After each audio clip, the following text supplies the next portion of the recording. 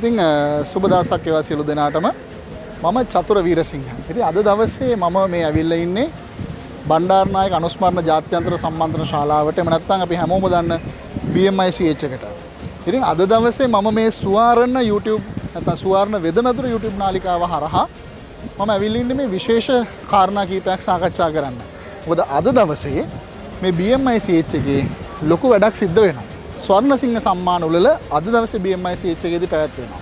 ඉතින් අද දවසේ මේ සුවාරණ ප්‍රයිවට් ලිමිටඩ් එහෙමත් නැත්නම් Suwarna Wedamedura private limited Stargate technologies private limited කියන මේ සුවාරණ ව්‍යාපාර සංවිධානයේ මේ ගෲප් ඔෆ් කම්පැනිස් වල සම්මාන කීපයක්ම ලැබෙනවා. ඉතින් ඒ සම්බන්ධව විශේෂ පුද්ගලයෝ කීප දෙනෙක් එක්ක කතා කරන්නයි අද මම මේ ස්ථානට ආවේ. ඉතින් අපි වැඩි වෙලා ගන්න නැතුව අපි ඕන්න එක කතා කරමු. ඉතින් දිගටම මේ වීඩියෝත් එක රැඳිලා ඉන්න කියලා මම ආරාධනා කරනවා.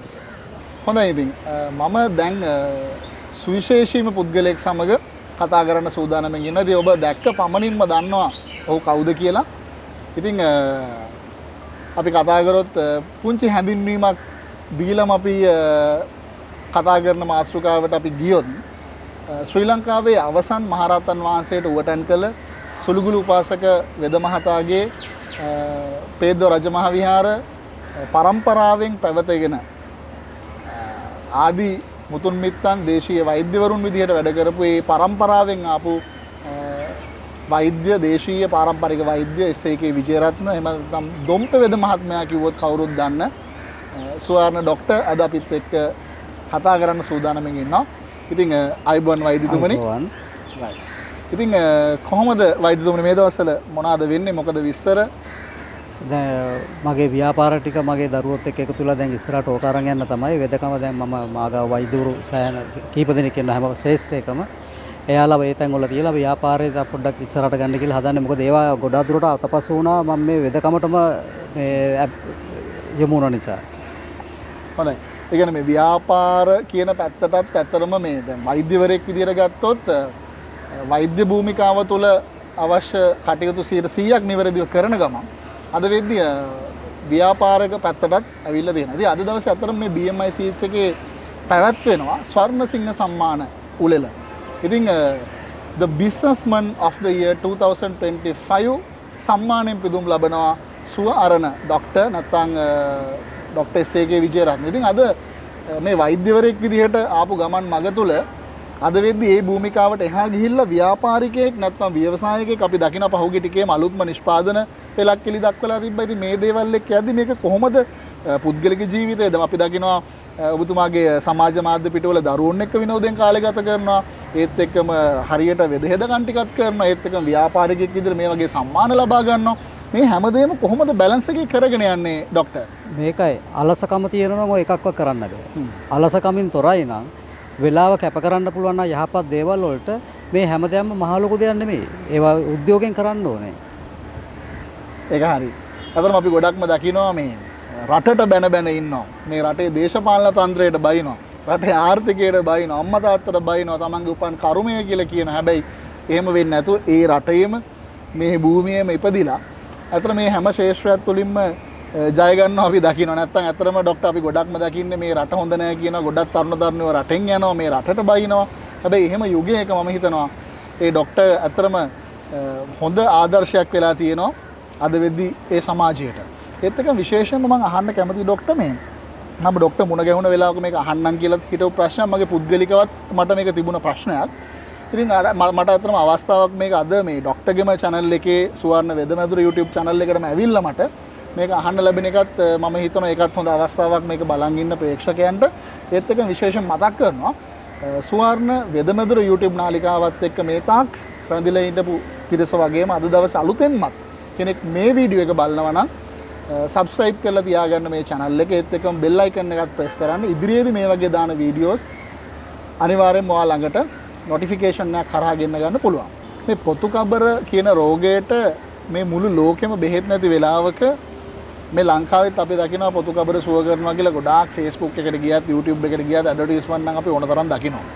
හැබැයි මම දැක්කා මේ ડોක්ටර්ගේ සාක්ෂිත් එක්කම තියෙනවා මේ පොතු කබර සුව වෙච්ච මිනිසුන් ඉන්නවා.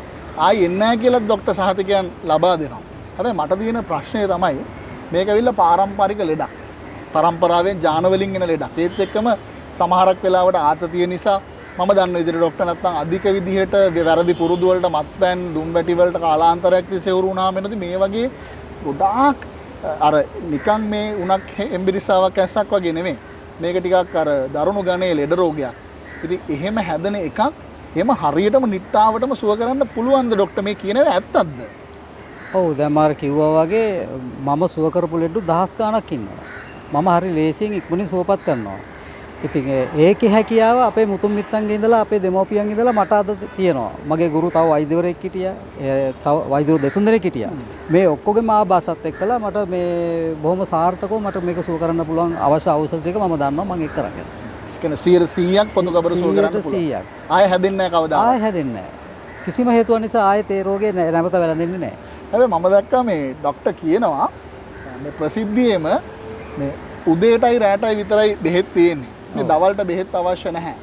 ඒත් එක්කම මේ කසාය වර්ග ඒ වගේ දේවල් පාවිච්චි කරන්න අවශ්‍යත් නැහැ. විශේෂයෙන්ම කැම්ප් පාලනයක් කරන්නෙත් නැහැ කියලා. ඉතින් මේ වගේ දේවල් එහෙම කරන්න පුළුවන්ද මේ වැඩේ? පුළුවන්. මම ඇත්තටම කසාය භාවිතයෙන් තොරයි. එතකොට අරිෂ්ට දෙන්නෙත් නැහැ. අරිෂ්ට බිව්වා කියලා මුකුත් වෙන්නේ නැහැ. අර මතයක් හදාගෙන යනවා. නමුත් අරිෂ්ට භාවිතයෙන් තොරයි. කසාය නැහැ. දවාලට බොන්න බෙහෙත් ඇත්තෙත් නැහැ. ආහාර පාලනයක් එහෙම නැහැ. වසවිස රසකාරක තමයි මගේ ගන්න එපා කියලා මම නිතරම කියන්නේ. ඒ අර ඕනම ආහාරයක් ඒගොල්ලන්ට ගන්න පුළුවන් කිසිම ප්‍රශ්නයක් නැහැ. දැනුත් සාක්ෂි අවශ්‍ය නම් මගේ ගාව ප්‍රතිකාර ගන්න අය විශේෂයෙන් වැඩි කොටසක් ඉන්නවා සෙනසුරාදාට ඉරිදට. ඇවිල්ලා බලලා කතා කරන්න පුළුවන්. ඒගොල්ලොම කියයි එහෙම දෙයක් නැහැ කියලා. ඒක හරි. ඉතින් විශේෂයෙන්ම මට දැනගන්න ඕනේ මේක ඇත්තක්මද කියලා. මොකද මේ අපි දකිනවා ඇත්තටම මේ ડોක්ටර් නිතරම මාධ්‍යවල කියනවා අපි දකිනවා මේ හැමතැනම හොරු ඉන්නේ. ඒක ඉතින් ඇත්තටම ඕනම තැනක ડોක්ටර් තියෙන දේ මේක ඇත්තටම වෛද්‍ය වෘත්තිය විතරක් නෙමෙයි අද පන්සලක ගත්තත් සිවුරක් පොරව ගත්ත හොරු ඉන්නවා. ගුරු භූමිකාව තුල ගත්තත් ගුරුවරුත් ඉන්නවා ගුරු හොරුත් ඉන්නවා. ඉතින් ඒක වළක්වන්න බෑ හැමතැනම අද වෛද්‍ය වෘත්තියටත් මේක ඇවිල්ලා තියෙනවා. ඉතින් අද ડોක්ටර් මෙහෙම සහතිකයක් දෙනවා වගේම ડોක්ටරත් මම හිතනවා මම දැක්ක මේ මෑතක ડોක්ටර්ගේ සමාජ මාධ්‍ය ජාලවල පිටුවක මේ පේටන් බලපත්‍රය පොතු කබර රෝගයට හිමි කියන කතාව පොඩ්ඩක් මේ ගැනත් අපිට විස්තරයක් කිව්වොත්. අපි ජාතියක් හැටියට රටක් හැටියට අපි සතුටු වෙන්න ඕනේ. මොකද මේ පොතු කබර සම්බන්ධව පේටන් බලපත්‍රය ඇමරිකාවට ජපානට ගියත් කොහෙවත් ලෝකෙ නැහැ. ඒක තියෙන්නේ ලංකාවට. ලංකාවේ තියෙන්නේ මට. ඉතින් අපි සතුටු වෙන්න ඕනේ. පේටන් බලපත්‍රය අපි ළඟ දැන් තියෙනවා. අතන මේක අපිට මේ ශ්‍රී ලාංකිකයන් විදිහට මේ රටේ අභිමානවත් ජාතිකයන් විදිහට අපි කියන අපේ හෙළයන්ගෙන් පැවතන් එන අභිමානවත් ජාතියක්. ඉතින් එහෙම අභිමානවත් ජාතියක් විදිහට අපිට අපේ රටට මේ අපේ පුද්ගලයෙක්ට මේ පුංචි රටට පුංචි මිනිසෙක් ගාව එහෙම පේටන් බලපත්‍රයක් මේ වගේ ලෝකේ සුව කරන්න බැරි දරුණු ලෙඩකට තියෙනවා කියලා කියනම ඇත්තම අපේ රටක් විදිහට ලැබූ භාග්‍යයක්. ඉතින් ඇයිද තව තැවෙන්නේ? අපි දකින අද සමාජයේ හැමතැනම මේක සංගවන් ඉන්න රෝගයක් මේ ටීනියා මේ සමේ රෝග චර්ම රෝග පොතු කබර කියන එක මිනිස්සු ගොඩාක් දුක් විඳිනවා. Tamanට සමාජය එළියට බහින්න බෑ. යාළු මිත්‍රාදියන්ට මුණ ගැහෙන්න යන්න බෑ. පාටියකට යන්න බෑ. ගේ අත්සට වෙලා දුක් විඳිනවා. ඉතින් මම හිතන්නේ තවත් එහෙම දුක් විඳින්න අවශ්‍ය නැහැ. පසුතැවෙන්න අවශ්‍ය වෙන්නේ නැහැ. මම හිතන ડોක්ටර් මේක සමාජෙ කොන් කරන්න ඕන දෙයක්වත් නෙමෙයි ඇත්තටම. ඉතින් එහෙම කෙනෙක්ට අපිට බය නැතුව ආරාධනා කරන්න පුළුවන් ડોක්ටර් ගාවට එන්න, ඇවිල්ලා ප්‍රතිකාර ගන්න. මම හිතනවා මේ ලෙඩුන්ගේ පුද්ගලිකත්වය ડોක්ටර් 100%ක් ආරක්ෂා කරනවා ඇති කියලා. ඉතින් එහෙම කෙනෙක් ආවොත් කොච්චර කාලයක් ඇතුළත ડોක්ටර්ට සනීප කරන්න පුළුවන්ද? අපි පුංචි බලාපොරොත්තුවක් හරි දෙන්න පුළුවන් මේ වෙලාවේ මේක අහන් ඉන්න කෙනෙක්ට. මම මෙහෙම කියන්නම්. මේ රෝගය ජීවිතේ තියෙන තාක්කල් බෙහෙත් බොන්න ඕනේ. නමුත් ඒ අවසානට බෙහෙත් බොන්නත් බෑ. එක්තැන් වෙලා මහා ඇත්තටම හරි දුක්ඛිතයි ජීවිතේ අවසානට මැරෙන්න මියදෙන්න වෙන්නේ ඒ රෝගයත් එක්ක මහා දරුණු විදියට දුක් විඳලා. මම සුව කරනවා. මම කෙටියෙන් කියන්න සමහර අයට මාස කිහිපයක් වගේ යනකොටත් වෙනවා. අපි කියමුකෝ අවුරුදු දෙකකට අඩුවෙන් මම නිට්ටාවටම සුව කරනවා කිසිම ප්‍රශ්නයක් නැහැ. අවුරුදු දෙකක් ඇතුළත අනිවාර්යයෙන්. ඇතුළතදී. ඒක මීට මෙහා වෙන්නත් පුළුවන් උපරිම අවුරුදු දෙකක් කාලයක් ඇතුළත. අවුරුදු දෙකක් යන්නෙම නැහැ. නමුත් මම කියන්නේ සමහර කෙනෙකුට ටිකක් හරි පොඩ්ඩක් ඉස්සරහට ගියොත් මිනිස්සු මොච්චර ලෙඩේට මේ වැඳගෙන ආවත් අවසානට මේ ටිකක් අවුල් සහගත වෙනවා ඒගොල්ලෝ. ඉතින් මට කියන්න තියෙන්නේ අවුරුදු දෙක තුන යන්නේ නැහැ. අපි අවුරුදු දෙකකට අඩු කාලෙකින් සුව කරනවා කියලා මේක මාස කිහිපෙන් සුව කරගන්න පුළුවන්. එක එකනාට වෙනස් වෙනවා. වෙනස් වෙනවා. එක එකනාගේ ඇඟේ තියෙන දේවල් ප්‍රතිශක්තියත් එක්ක තමයි මේක සිද්ධ වෙන්නේ. ඒතකොට මට තව මේ පොතුගබ රෝගය කියන දේ මාතෘකා වෙච්ච නිසා මම මේක අහන්නද මේක කෙනෙක්ට වැළඳී කියලා හිතලා පරම්පරාවේ කෙනෙක්ට තියෙනවා නම් මේක මේ එන්නේ නැතුව වැළකීලා ඉන්න පුළුවන් මොකක් හරි ක්‍රමයක් තියෙනවා. Taman දන්න 100ක් එන 100ට අම්මට තාත්තට තියෙනවා නම්. ඒක මට වැළකෙන්න පුළුවන් ක්‍රමයක් තියෙනවද? වැළකෙන්න පුළුවන්. මම ඖෂධයකුත් කියන්නම් ඕන්න. රත් කෙසෙල් ගෙඩියක්, දොඩම් ගෙඩියක්, ෆ්‍රෙෂ් මිල්ක් පීදුරුවක් ඕක සතියකට දවස් දෙකක්වත් උදේ හිස් බඩ හදාගෙන බොන්න කොක්ටේල් එකක් විදියට. හරිද? එතකොට ඒ සියලු දෝෂ ආම දෝෂ තමයි මේ ඔක්කොටම හේතුව. ඊට පස්සේ තමයි රුධිරයට අක්මාවට මේක බලපාන්නේ. ඉතින් ආම දෝෂ සියල්ල නැති වෙනකොට එයාගේ හැම පැහැපත් වෙනවා, එයා ලස්සන වෙනවා, ඒ ඔක්කොම එයාට ලැබෙන්න ඕන ඖෂධ ටික ඒ තුලත් තියෙනවා. ඉතින් තව හැමට ලැබෙන ප්‍රතිකාරයක් තියෙන්නේ. එතකොට මෙයාගේ මේ අර රෝගේ වැළකෙන්න ඒ වගේම තමයි රසකාරක කියන දේවල්. ඔය සුප් කැට වර්ග තියෙනවා මට නම් කියන්න බෑ. එතකොට තව තියෙනවා මේ කඩේ fried rice kottu, Chile paste, sauce වර්ග මේ නොයෙකුත් රසකාරක දේවල්. ඒ දේවල් වලින් මිදිලා ඉන්නවා නම් අර වගේ කොක්ටේල් එකක් බොනවා නම් පළතුරු ගෙඩියක් කනවා නම් අධික ලේ තියෙන මස් මාංශ අනුභවයෙන් වළකිනවා නම් විශේෂයෙන්ම බොයිලර්ස් චිකන්. බොයිලර්ස් චිකන් වලින් අයින් වෙනවා නම් එයාට ආපහු මේ රෝගේ බලක්වා ගන්න හරිම පහසුයි. එයාට එතනත් අවුරුදු දෙකක් තුනක් මහන්සි වුණොත් ඒ විදිහට එයාගේ ඇඟෙන් ඒ රෝගේ තුරන් වෙලා යනවා. ඕක තමයි රහස.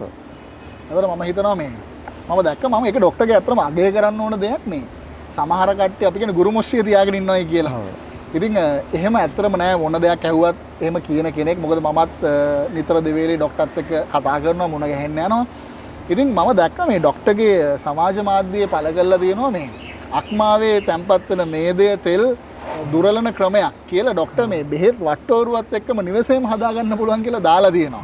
ඉතින් ඇයි දැන් මේ වගේ දේවල් ඇත්තටම මම හිතනවා ලේසි නෑ මේ ෆැටි ලිවර් කියන එක.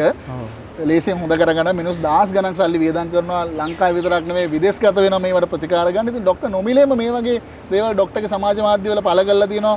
මේ දේවල් එකට හදාගන්න ගෙදරම ලේසියෙන් හොයාගන්න පුළුවන් වලින් දේවල් වලින්. ඉතින් ඇයි ડોක්ටර් මේ වගේ මේක මම හිතන සමාජ සේවයක් විදිහට කරන දෙද ඇයි මෙහෙම ડોක්ටර් ගාව තියෙන දැනුම මෙහෙම ප්‍රසිද්ධිය ડોක්ටර් එක ලබා දෙන්න උත්සාහ කරන්නේ? මෙහෙමයි රෝගියෙක් වුණාම මම වුණත් රෝගී වුණොත් අන්ත අසරණයි. ඉතින් අසරණ භාවයට පත් වෙලා හිටිද්දී අපි ගුරු මුස්ටි කියලා යමක් හංගගෙන ඉන්නවා නම් එතන වැරදි. ගුරු මුස්ටි කියලා හංගන් ඉන්න පුළුවන් භාගයට දන්නවනම්. මම හරියට දන්නවා. දන්න නිසා මගේ ප්‍රතිකාර ටික මම නිට්ටාවට සුව කරන්න මගේ ළඟ ප්‍රාව ප්‍රතිකාර තියෙනවා. එහෙම නැතිනම් ඒගොල්ලන්ට එහෙම අපහසුතාවයක් තියෙනවා නම් ඒගොල්ලන්ටම කරගන්න අවශ්‍ය ඖෂධ ටික මම දීලා තියෙනවා. ඒවෙ බොරු නෑ. අනිවාර්යෙන් විශ්වාසයෙන් ඒක පාවිච්චි කරා නම් එච්චරයි. ඒ ටික හරියට හදාගෙන දිනුවොත් මේ දේ තැම්පත් වෙලා තියෙන කෙනෙක් කියන අක්මාවේ විඳවනවා නම් ඒකට උත්තරයක් සාහනයක් ලැබෙනවා. අනිවාර්යෙන්ම. right.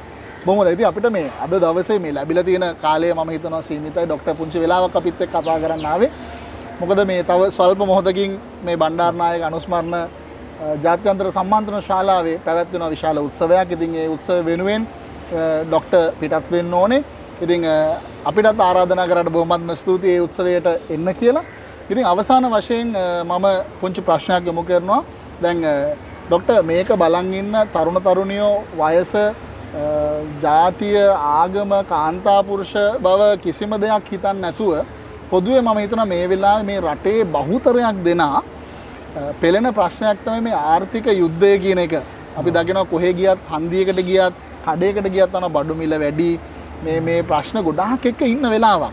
ඉතින් මම හිතනවා ඔබතුමා අපි දකිනවා සමාජ මාධ්‍ය හරහා දානවා විවිධ අපි කියනවා මේ උත්ප්‍රේරක දේවල් මොටිවේෂන් දේවල් අපි දකිනවා කියලා දානවා. ඉතින් මම අවසාන වශයෙන් කියන්න කැමති මේ රටේ සුළුවට හරි ව්‍යාපාරයක් පටන් ගන්න ඉන්න කෙනෙක්ට අද දවසේ ඔබතුමාගෙන් යම් කිසි දෙයක් ලැබුණොත් ගොඩක් වටීවි කියලා හිතනවා. මොකද the businessman of the year 2025 සම්මානයෙන් පිදුම්ලාට ඔබතුමාගෙන් එහෙම වචනයක් හරි ගන්න පුළුවන් නම් මේ වෙලාවේ ඒක හරි වටිනවා. මොකද ඔබතුමාගේ අත්දැකීමුත් එක්ක දෙන පණිවිඩය ගොඩක් වටීවි. මට කියන්න තියෙන්නේ වාසනාවට පෝසත් වෙච්ච මිනිස්සු කොහෙවත් නැහැ. ඒ හින්දා එකත් උත්සාහය, දෙකත් උත්සාහය, තුනත් උත්සාහය. අලස වෙන්න එපා කියන එකයි කියන්න තියෙන්නේ. උත්සාහ ගන්න. ඒ උත්සාහය ගන්නකොට කොහෙන් හෝ මාර්ගයක් ලැබෙනවා. හැබැයි ඒ මාර්ගයට නැතුව අනුන්ගේ Facebook එක තව කොතන හරි මොහොකට හරි කොටලා hina වෙන්න මේ කාට හරි ටික අපහාස කරන්න ඒවට ගත කරන කාලය යොදව ගන්න ඔයාලගේ දිනුවට. දැන් මට වෙලාවක් නැහැ ඕවා කරන්න. මටත් මඩ ගන්න මිනිස්සු ඉන්නවා. මම ඒගොල්ලන්ට රිප්ලයි දෙන්නේ නැහැ. මොකද මගේ ඒ කාලේ වටිනවා මට දිනුන වෙන්න. ඉතින් මගේ දරුවත් අද මගේ දරුවටත් හම්බ වෙනවා වඩ එකක්. ඒක ස්ටාගේට් ටෙක්නොලොජිස් ප්‍රයිවට් ලිමිටඩ් මේක මම කාලයක් කරගෙන ආපු එකක්. මගේ ඉස්සෙල්ලාම ව්‍යාපාරය ඒක. ඉතින් මම හරි දුකෙන් තමයි ඒක මෙහෙට ගෙනාවේ. මගේ පුතාට අල්ලන්නවත් දුන්නේ නැහැ ව්‍යාපාරය. නමුත් දැන් එයාට මම දුන්නා. මොකද එයා දැන් හරි උත්සාහවන්තයි. එයා ජයග්‍රහණය කරා යනවා කියලා පේනවා. එයාට අවට්සයකුත් මෙතනම පේනවා. මං ඉතින් ඒ නිසා එයාට බාර දුන්නා. මට කියන්න තියෙන අනිත් දරු පොරපොරටත් උත්සාහ ගන්න, අලස වෙන්න එපා. කැපවීම තමයි මේකට තියෙන්නේ. හොඳයි ડોක්ටර්. ડોක්ටර් නැවත මතක් කරන්නේ එකත් උත්සාහය දෙකත් උත්සාහය තුනත් උත්සාහය කියන එක. ඉතින් උත්සාහවන්තයා ජයගනී කියලා තියෙන නිකන් නෙවෙයිනේ ડોක්ටර්. ඉතින් ඒක ප්‍රායෝගිකව ඔප්පු කරලා පෙන්නලා තියෙනවා. ඉතින් තමන්ගේ දෙයකට හිත යොමු කරනවා විනා අනුන්ගේ දේවල් ගැන හොය පසුතැවෙන්නේ නැතුව, ගල් ගහන්නේ නැතුව. අතන මේ කාලයත් අපරාධී කියන එක තමයි ડોක්ටර් කියන්නේ. ඉතින් බොහොමත්ම ස්තුතියි මේ වගේ ඔබතුමාගේ වටින වෙලාවක්. අතන මේ වෙලාවේ හරීම ડોක්ටර්ත් එක්ක කතා කරන්න පුළුවන් වෙලාවක් නෙවෙයි. නමුත් අද දවසේ මාත් එක්ක මේ කතා කරන්න ඔබ වෙනුවෙන් කතා කරන්න අවස්ථාවක් දීම සම්බන්ධව මම බෙහෙවින් ස්තුතිවන්ත වෙනවා. ඒත් එක්කම ડોක්ටර්ගේ ව්‍යාපාර ජීවිතයේ සර්ව ප්‍රකාරයෙන්ම සාර්ථක වෙන්න කියලා, ඒත් එක්කම ડોක්ටර්ගේ වෛද්‍ය භූමිකාව තුළ තවත් දසදහසක් මේ පුණ්‍ය භූමියේ ඉන්න අහිංසක මිනිසුන්ට පිහිට වෙන්න ශක්තිය ධෛර්යය ලැබෙන්න කියලා ප්‍රාර්ථනා කරනවා. ඒත් එක්කම ડોක්ටර්ගේ පවුලේ උදවියට දරුවන්ට නිරෝගීභාවය ලැබෙන්න කියලා ප්‍රාර්ථනා කරනවා. ඉතින් අද දවසේ අපි මේ වීඩියෝ එකෙන් සමුගන්නවා. ඉතින් නැවතත් දවසක මම සුවාරණ වෙදමැදුර YouTube නාලිකාව හරහා ඔබ මුණ ගැසෙන්න අනිවාර්යෙන් වෙනවා. ડોක්ටර්ත් එක්ක දොඩමළු වන්නට. ඉතින් එහෙනම් මෙතෙක් වෙලා අපිත් එක්ක බලාගෙන ඉන්න සියලු දෙනාටම අපි සුබ ප්‍රාර්ථනා කරන ජීවිතේ ජය ගන්න ශක්තිය ධෛර්යය වාසනාව ලැබෙන්න නිරෝගී භාවයම ලැබෙන්න කියලා. එහෙනම් බොහොමත්ම ස්තුතියි. ආයුබෝවන්. තෙරුවන් සරණයි.